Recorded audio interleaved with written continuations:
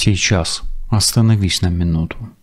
Отложи все дела, убери лишние мысли в сторону и просто побудь здесь, рядом со мной. Если ты включила этот выпуск, значит, внутри тебя уже давно живет вопрос, почему он молчит, что на самом деле происходит у него в душе и есть ли у этой истории продолжение. Представь, что вокруг уже вечер, звуки дня становятся тише, и в твоем пространстве загорается мягкий внутренний свет. Сейчас это время только для тебя, для твоего сердца и для тех ответов, которые давно назрели. Мы посмотрим через карты, что он чувствует, о чем думает, почему выбрал тишину вместо честного разговора и какую правду пространство хочет открыть именно тебе. Сделай медленный вдох и такой же спокойный выдох. И про себя просто скажи: я разрешаю себе услышать правду про этого человека и про наши отношения с ним и о будущем.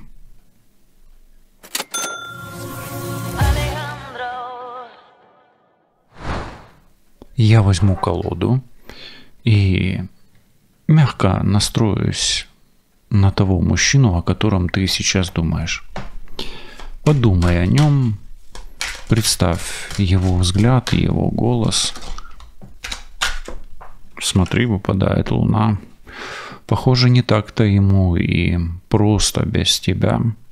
Похоже, воет на луну и переживает не меньше тебя, о его молчании, о твоем молчании, о вашем разрыве. Подумай о нем. Представь его взгляд, голос, его присутствие, даже если он физически от тебя далеко.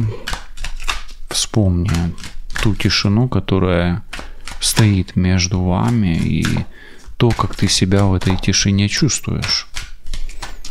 Не пытайся ничего анализировать, просто почувствуй, что сейчас ты даешь запрос во Вселенную. Мы посмотрим карты и аккуратно приоткроем завес каждой из них и посмотрим, что стоит за этим молчанием. Давай посмотрим, что у него в душе. Сейчас первая позиция. Здесь мы посмотрим, что на самом деле происходит у него в душе, пока он молчит. Вот какое внутреннее состояние он прячет за этой тишиной, что он сам о себе может до конца не осознавать. И дай себе секунду почувствовать каждую карту. И представь, что это словно снимок его внутреннего мира прямо сейчас. Он ищет внутреннего умиротворения, покоя. И сейчас он в застое, но он пытается найти в себе силы, чтобы сберечь самое ценное, что было между вами. Возможно, он избегает тебя, но он ищет покоя в этом избегании. Он хочет надеяться, что все стабилизируется. Но он не торопится делать первый шаг пока что. В контексте этих отношений внутри себя больше всего он боится обмана. Он боится, что обманывает себя и тебя. И он делает вид, что честен с тобой. Но, как минимум, внутри себя он не до конца честен с тобой.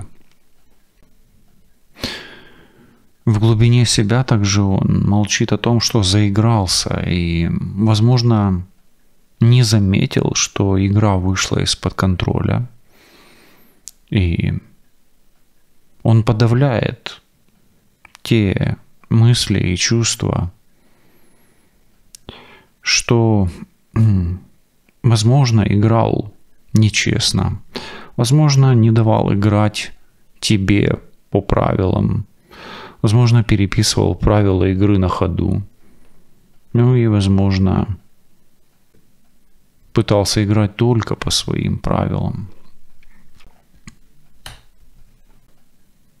Ты знаешь, он зрелый человек, и я бы не сказал, что он не готов быть сильным, мудрым, ответственным, заботливым, и он может быть покровителем, он может быть сильным, ресурсным, но проблема в том, что он готов наполовину, и где-то половина его внутри говорит: ты готов, а вторая половина не до конца уверена в его же собственных силах, способностях и ресурсах.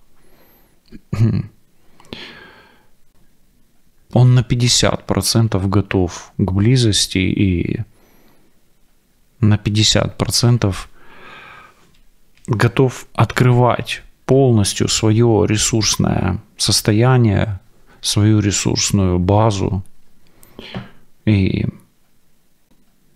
если раньше он колебался, то сейчас в этой четверке жезлов он находит свое успокоение и приходит в себя после того, что в общем произошло между вами. И если ты чувствуешь что-то, что показывают карты, откликается, просто отметь это внутри себя. Не спорь с этим, не пытайся сразу оправдать его или наоборот что-то объяснить. Позволь себе на секунду принять, что его внутренний мир может быть именно таким. Таким, как показали первые карты. Скажи про себя: я вижу, что происходит у него внутри, и я больше не хочу придумывать какую-то другую картинку вместо той, что уже есть. Давай перейдем к следующему слою пространству его мира. И здесь мы посмотрим, что на самом деле думает он о тебе, когда вспоминает, какое место ты занимаешь в его мыслях, когда он позволяет себе быть честным хотя бы наедине с самим собой. Представь, что сейчас карта покажет его внутренний монолог о тебе, то, что он никогда не напишет и не скажет вслух, но что все равно живет в его голове.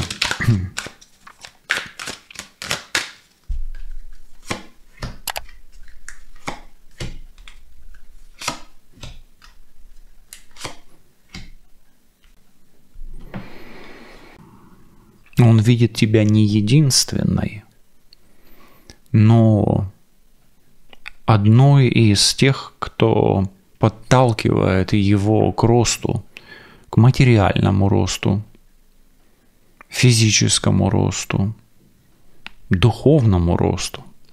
Вместе с тобой он растет на всех 3 уровнях, но проблема в том, что ты не единственная в его материальном мире пока что на данный момент. И ты для него одновременно можешь являться и партнершей, и соблазном, и опорой, и подругой, и приходящим эпизодом, и уходящим эпизодом. Все идет в динамике. Ты ценна для него, но также он и ценит свои усилия и свои вложения в ваши отношения. Он потенциально готов вкладываться дальше в эти отношения. И твоя ценность для него достаточно высока. Он высоко ценит тебя и свои усилия в ваших отношениях. Подсознательно он ждет от тебя согласия. И подсознательно он ждет доказательства, что вы родственные души. Но он боится, что ты не ответишь ему взаимностью. Он боится, что вы не достигнете компромисса на уровне душ. Ты очень нравишься ему внешне, но внутреннее сопротивление в нем вызывает твой холод. Твой ум одновременно и манит его, влечет его и отталкивает его от тебя. В тебе гармонично сочетаются ум и красота, и это одновременно и влечет его к тебе, и увеличивает дистанцию между вами. И это есть особенностью ваших отношений. В тишине аркана звезда, прислушайся к себе. Как тебе от того, что вскрыл этот расклад? Как тебе от того, что вскрывает позиции умеренности и звезды, и похоже ли это на то, как он вел себя с тобой, и как это соответствовало тебе и его поведению? Или, возможно, внутри у него гораздо больше, чем он позволяет проявляться? Иногда человек может думать одно, а чувствовать другое, а делать третье. И ты оказываешься как будто бы зажатой между его словами, его паузами, его странным проявлением к тебе. Скажи тихо самой себе: я вижу, как он думает обо мне. И я больше не буду обесценивать свои ощущения, если они совпадают или не совпадают с тем, что показали карты Таро. Теперь в третьей позиции мы посмотрим, почему он сейчас выбирает именно молчание, а не живой и честный разговор.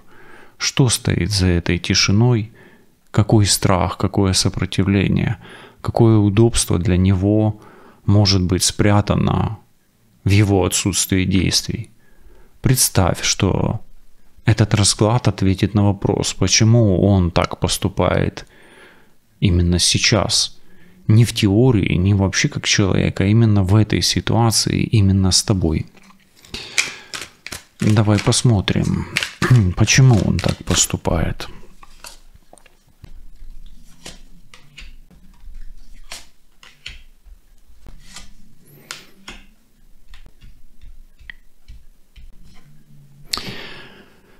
Смотри, когда он молчит, да, он пытается передать эстафету или инициативу тебе.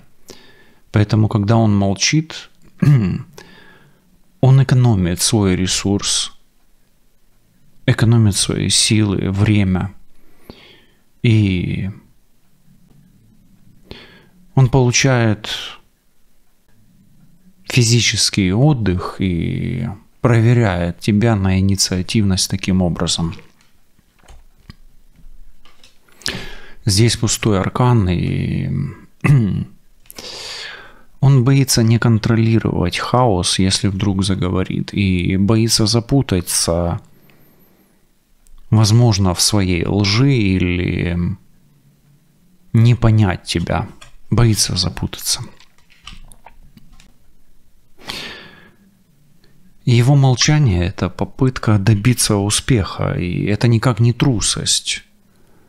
Его молчание – это не манипуляция.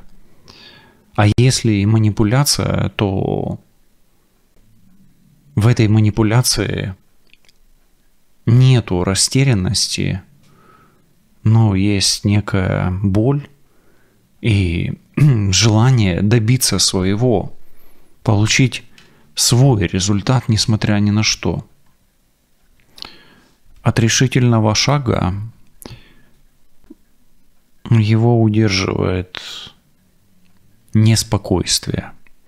Он не хочет предпринимать резких движений, когда он неспокоен.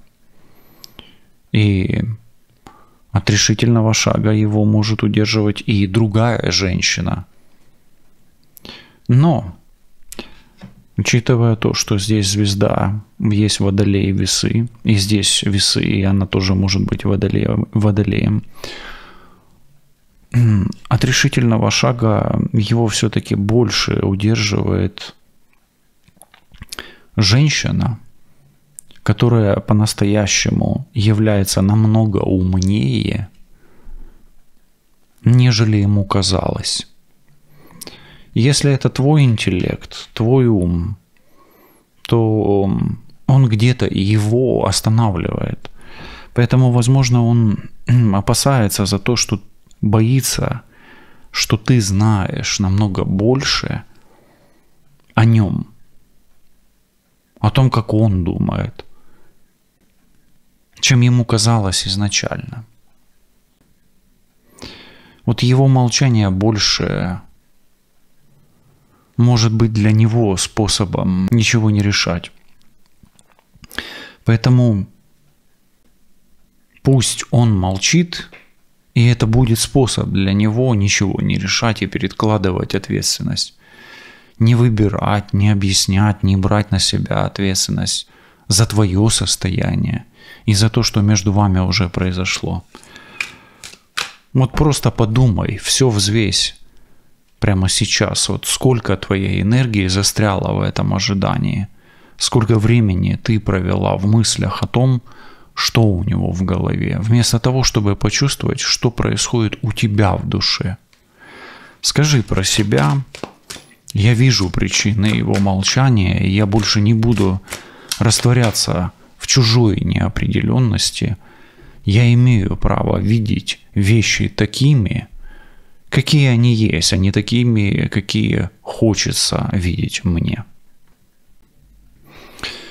Теперь 4-я позиция, и здесь мы посмотрим его чувства к тебе, что на самом деле живет у него в сердце, даже если он это прячет, отрицает или не умеет оформлять в слова, в поступки. И представь, что эти карты показывают глубину, которую он не готов до конца признать, его эмоциональную реакцию на тебя, даже если внешне он делает вид, что ему все равно.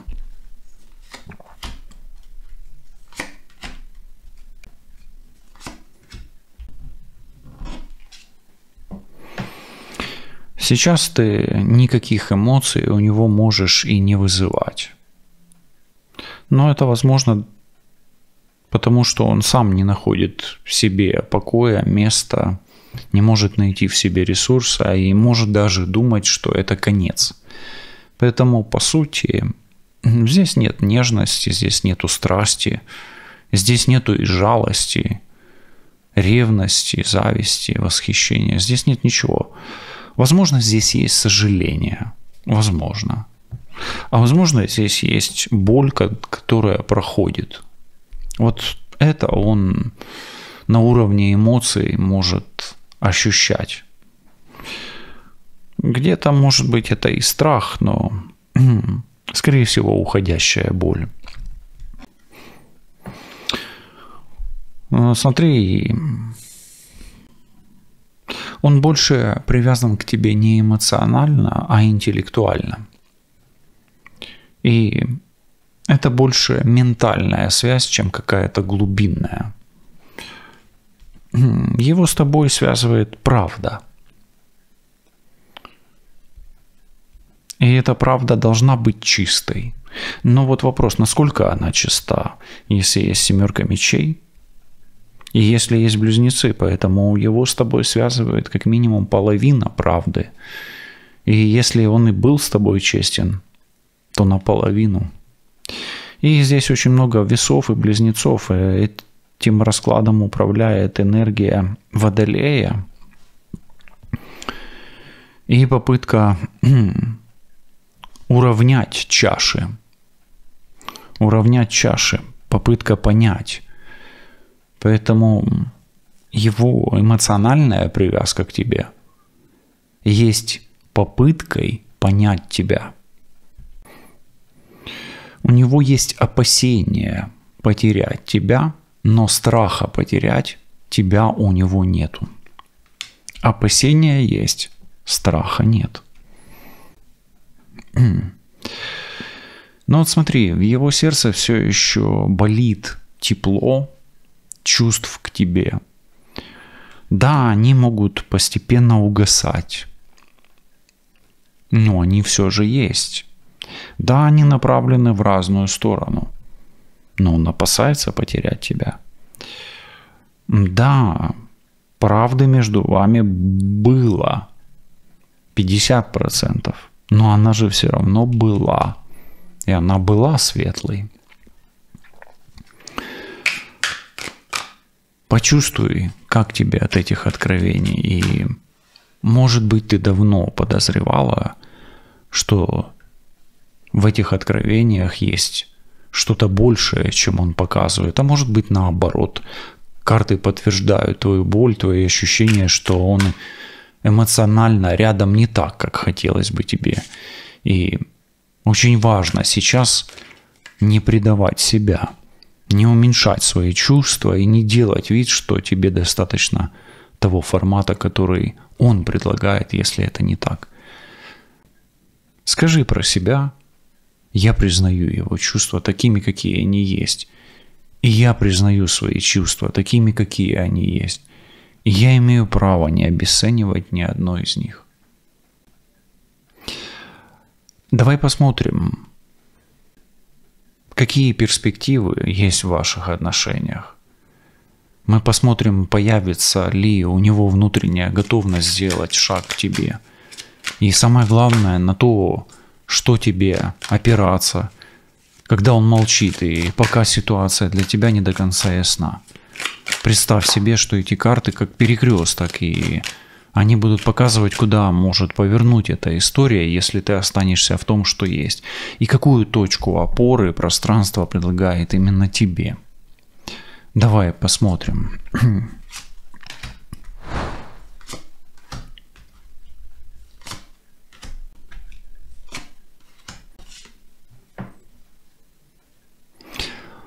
Я скажу, что довольно вероятно, что он сам проявится, напишет и сделает реальный шаг в твою сторону. Шестерка жезлов обещает его решительность и напористость. Условием этого может стать твое прощение его и его победа над его внутренним чувством вины по отношению к тебе. Его шаг навстречу тебе возможен в период водной стихии рака, скорпиона и рыбы. Но твое прощение его и отпускание какой-нибудь своей претензии по отношению к нему может стать основным мотивом его проявления на твоем пороге. Поэтому, если подумать о сроках, когда он может появиться, водный месяц и условия того, что ты его прощаешь, а он не держит чувство вины по отношению к тебе. Разбитое сердце. Карты советуют направить свою энергию на отпускание боли в области сердца, на прощение этого человека. Особенно если он обманул, предал или заигрался в какую-то игру. Может быть, не сдерживал обещания или обещал помощь, но не помогал. Либо менял правила игры и отношений между вами. Либо, возможно, превратил отношения между вами в игру, где он запутался, запутав тебя, или запутывал тебя не намеренно, скорее всего, не намеренно. Иногда отношения заходят в такой этап, где запутанность и путаница возникает из-за того, что люди привыкают к какому-то определенному ритму отношений.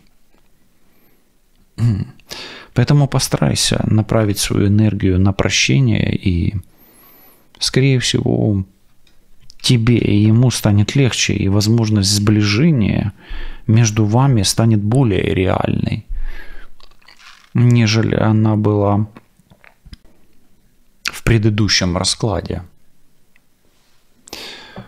Запомни одну важную вещь. Даже если у него есть потенциал появиться, написать, позвонить или попытаться вернуться, это не отменяет того факта, что твоя жизнь не должна стоять на паузе, пока он там дозревает.